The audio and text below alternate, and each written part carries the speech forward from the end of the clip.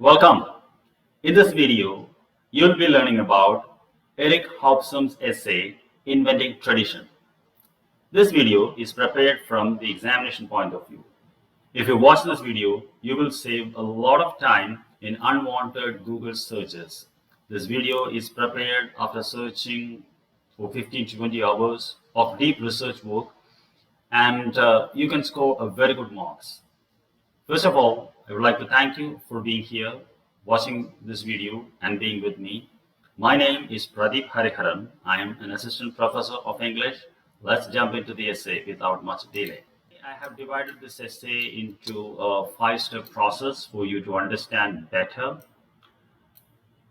What is the broad theme of the essay? What are the questions that you can expect from the essay? What is the central idea, summary and main arguments, and keywords used in the essay? The central theme of the essay is given in the title itself. That is how the traditions are invented ones. They are not old as they think, they are invented. Why traditions are invented is the main discussion of the essay. They are invented to retain power by a few. And inventing tradition is very important from the context of nation and nationalism. So what are the questions we can expect from this essay? What does Hobsbawm mean by invented tradition? Remember, the term inventing traditions and invented traditions are two, but it's been used what you may call in an intermingling manner, but they mean different things. What is tradition in social science? We have learned tradition from the literature point of view, defined by Matthew Arnold, T.S. Eliot, but Eric Hobsbawm is a historian, so he has defined it from the social science perspective. So what is that? How are traditions created? Obviously, the title, the question connected to the title, inventing tradition. So how are they created? What makes a tradition an invented tradition? So ultimately, you must know what is a tradition, what is an invented tradition, what is the function of an invented tradition, and the last one, why are traditions important? So these are the 5 questions, central questions that can be asked from the essay. Now we jump into the central idea of the essay. There are 2 ideas described in this essay by Eric Hobsbawm. The first one, as I told you, the title itself. Traditions are not as old as we think about. Most of them are created ones, most of them are of recent origins. And secondly, why we must learn about the invented traditions. Eric Hobsbawm says the whole concept of nationalism is rests upon this concept of invented traditions. So in order to study the new nations, nationalisms, what functions or what works, one must know how the nations have invented certain traditions to run the nation as a whole unit. Now we go into the summary of the essay. The essay has got 2 main points. What is tradition and what is inventing tradition? It's very simple, and he speaks about all his points with examples. So you must know the concept and the examples. To help you, I will try to add the notes, short notes along with this video. You can read it after watching the video. That will give you an understanding. And if you want to be part of my community, if you are not my regular student, you can join my community. If you want to talk with me or connect with me personally, I will give you my Telegram link. Only if you're interested. It's not compulsory. Let's go into the definition of tradition from the social science point of view. He defines tradition from 5 points of view. Remember, actually, in the essay, it's a single line, it's a lengthy line. I have divided it into 5 parts because it has got 5 parts for an easy understanding. According to Eric Hobsbawm, tradition is a set of practices, normally governed or overtly accepted rules of ritual or symbolic nature, which seeks to inculcate certain values and norms of behavior by repetition, which automatically implies continuity with the past. You must be thinking, blah, blah, blah, I don't understand anything. Don't worry, I will give you an example from our context and 2 examples from the text. First, in order to understand from our context, honor.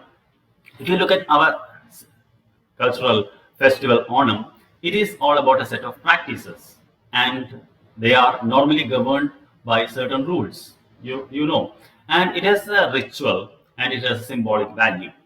It speaks about a glorious past, it speaks about a just king, and certain values are inculcated by practicing Onam every year. And certain norms of behavior are there. You know, the 10 days, how we prepare for our carpets, and the end day, the grand feast of food. These are repeated, and it has a continuity in the past. We don't know how long we have been doing this.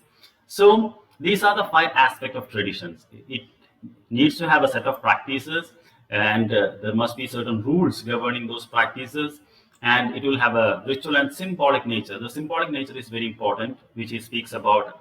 When you speak of tradition, the 2 important aspects of a tradition is its symbolic nature and its continuity with the past. The 2 examples given in the essay by Eric Hobsbawm are different. Don't write about Onam, that is for your personal understanding. He speaks about how pageantry is connected with British monarchy. As you know, the English crown is hyped. We don't know how long, what is the tradition of English crown. But Eric Hobsbawm says all the pageantry connected with English throne is of recent tradition. It's an invented tradition, which may have 150 or 200 years past. It is a new one.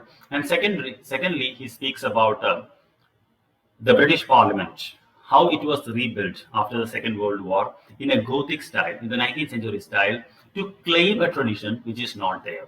So these are the 2 examples given by Eric Hobsbawm in the essay. Now he speaks about what are the features of tradition. So after defining tradition, we must know what are the features. He differentiates traditions from 3 other things, and at the last point he speaks about the weakness of tradition. In the first thing, he speaks about tradition has to be differentiated from customs and rituals. He says tradition has 2 important aspects.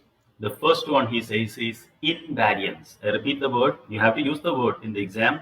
Invariance, that is constant. Traditions are constant. Second aspect, he says that traditions are connected to the past. It claims a continuity to the past. So what are the 2 features of tradition? First one, it is invariance, constant. Second one, a claim to the past is always, it is a claim to the past is there with the tradition. When it comes to customs does not have a claim to the past. Okay, and he gives an example. He says the example in a courtroom. He says what judges do are custom, and the dresses they wear are traditional. I repeat, what judges do in a court is a custom or are customs, and the dress, the paraphernalia, the hammer, those things, sometimes wig they wear in British culture, these are all tradition. They follow a tradition. So now you got the difference between a custom. Custom has nothing to do with the past, where tradition has to do with the past, and the other thing, they are constant, they don't change. And he differentiates in the second point traditions with routine. What is routine? Eric Hobsbawm says during the Industrial Revolution, new habits were formed, for the factory function and all. When new habits were formed, these habits turned into routines. So routines have no symbolic value. Okay, so tradition has a connectivity to the past and a symbolic value. Customs do not have a symbolic value, and routine is repeated, but it also has no symbolic value. And in third aspect, he says certain conventions can turn into a tradition. He gives the example of how military helmet, the hard helmet, which was a convention of wearing, which now turned into a tradition. And also the hard helmet worn by the motorcyclist. It was a convention once, now it turned into a tradition. And in the fourth part, he speaks about the weakness of a tradition. He says some people justify traditions pragmatically. For example, in every religion, there are some dietary restrictions. That is, certain foods are not consumed. But some people justify pragmatically, saying that it is because of this and that. In the essay, he gives the example of Jews. Actually, Jews, Jews, Jews are prohibited from eating certain dietary foods. But in the modern day, some people claim that we don't eat it because certain but meat is not hygiene. Such thing is negative. So the five aspects he defined tradition. So what is the most important aspect of tradition? It's symbolic value, it is connectivity to the past, and it is invariant. It doesn't change. Now we come to the second aspect of the essay, which is known as the inventing tradition. Are you ready? Let's see how inventing tradition is defined. Inventing tradition he defines as a certain, it's a process of formalization and ritualization characterized by reference to the past. In other words, there is no such thing is there, but those who are in power, they process certain things, they formalizes it, ritualizes, and characterize reference to the past. He gives the example, wait for that. And why do they do it? What is the importance of invented tradition? Traditions are invented to keep certain people in power and others as inferior. So cultural studies is all about power, how traditions gives power to some people. How traditions give power to some people is discussed by Eric Hobsbawm. And what is the example he gives about this process? We will see in the second part how traditions are formalized and ritualized and get symbolic nature. He gives the example of Swiss nationalism. In the essay, Eric Hobsbawm says, after Germany has invaded and destroyed Switzerland, Swiss people decided to build their nationalism. In order to build their nationalism, they went back to their old materials. Certain folk songs were reinvented and changed the pattern, and they were what you may call started to be sung in schools by the schoolmasters. So those who sing the songs started to identify belonging to a particular tradition, and a new patriotism was generated. So by bringing out the old ones and reinventing it, reshaping it, adding new materials, they turned into a new nationalism which was not there. And he says, in the same manner, there is one more example he gives, how this traditions are invented. He says traditions are also invented by semi-fiction. By semi-fiction, that means by inventing fiction about the past over which there is no materials available. Okay, in certain areas, in historical areas, we have no materials, so you can easily create fiction and you can connect it and say that it was our tradition. So, and for that, people do forgery. They invent manuscripts. They say that that belong to a particular part. So, the whole business of inventing new tradition is to keep certain people in power. The reason he says that after the 19th century, a lot of changes happen in the society. New concepts, new ideologies like equality, fraternity. People started to claim equality. In the older society, things were different. Actually, some people were always enjoying the power. They were always at the superiors. So by inventing new tradition, Eric Hobsbawm says, some people are superior by birth. Okay, they claim superiority. So in order to claim such superiority, they need traditions. And three reasons for inventing traditions. The first thing, traditions establish a social cohesion. For example, when you speak about the Indian tradition or religious traditions you belong to, the community tradition, the tradition of your college, ultimately there is a social cohesion. So traditions are good in one sense because they help us to come together. But there are two negative sides of cohesion. This inventing tradition. The first one, it establishes the legitimacy of status and relations of authority. He gives the example of the British India, and even after the British India, some of those status of power is kept.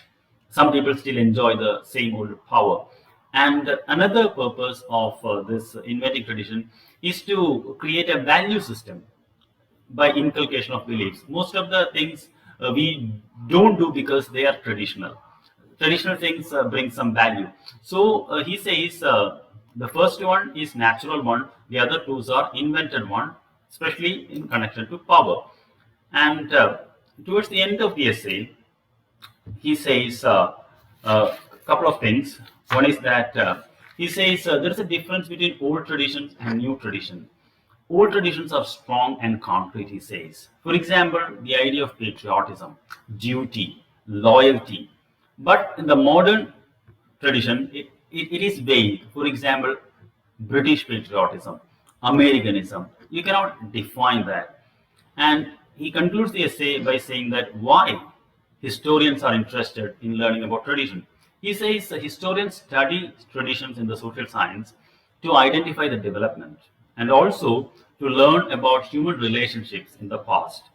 And he, towards the end, as a last point, he says inventing traditions are very important to learn about nationalism, the new phenomena of nationalism, the nation state, national symbols, histories, and the rest. These are all built upon invented tradition.